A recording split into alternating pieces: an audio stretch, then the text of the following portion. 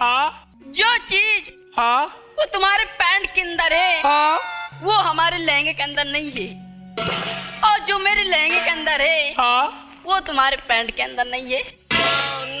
फंसा इस कायदे से यार, यानी जो चीज हमारे पैंट के अंदर है वो तुम्हारे लहंगे के अंदर नहीं है, और जो तुम्हारे लहंगे के अंदर है वो हमारे पैंट के अंदर नहीं है।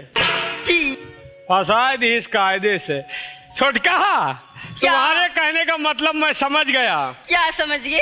तुम हमारे पैंट के जेब की बात कर रही हो। क्या? ये जो हमारे पैंट के अंदर जेब लगा हुआ है, ये जेब तुम्हारे लहंगे के अंदर नहीं है। बहुत सही कहते। सही है? हाँ चलो फिर।